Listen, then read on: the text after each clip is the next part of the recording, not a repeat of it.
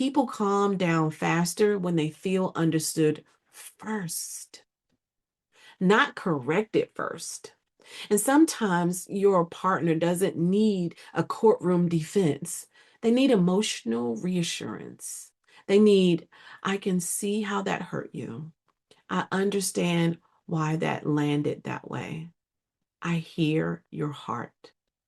The clarification can happen more safely. And then we think about how it's being said. Tone and emotional delivery makes a difference too. Can we talk about tone? Listen, because tone actually matters. How it's not what you say all the time. Sometimes it is, but sometimes it's how you say it.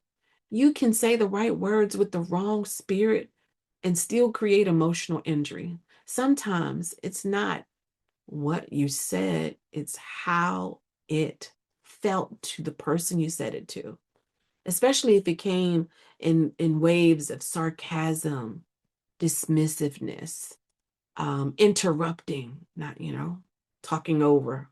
Oh, I hate that one. That's one of my pet peeves. Correcting every detail, talking over someone. I just said that. Heavy sighing, like, emotionally checking out.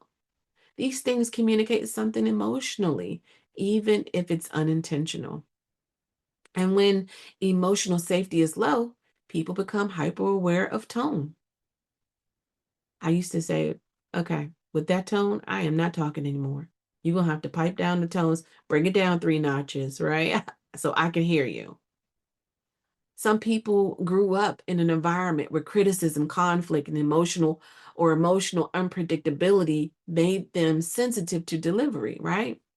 So if someone already feels unseen, even a defensive tone can intensify the wound. And let's be honest, sometimes we focus so hard on proving accuracy that we completely miss emotional impact.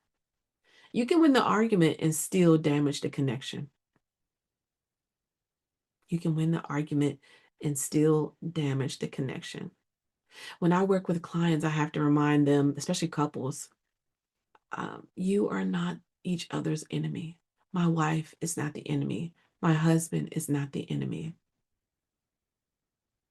You can win the argument and still damage the connection. So let's talk about the pursue withdraw dynamic.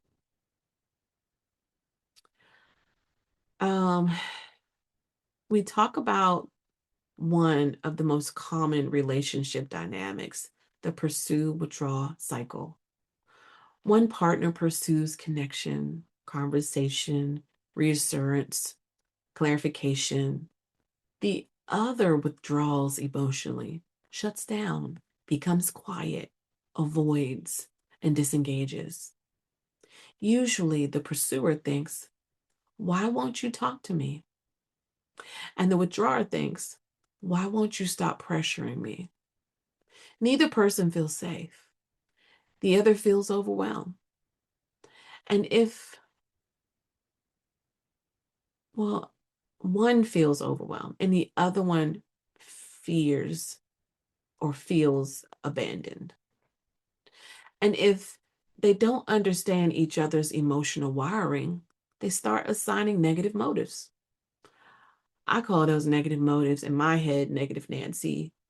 I told you some before that I have a client that calls the negative thoughts Bonquisha and Cruella. Visit simply_Mrs. Moody on YouTube for the full podcast.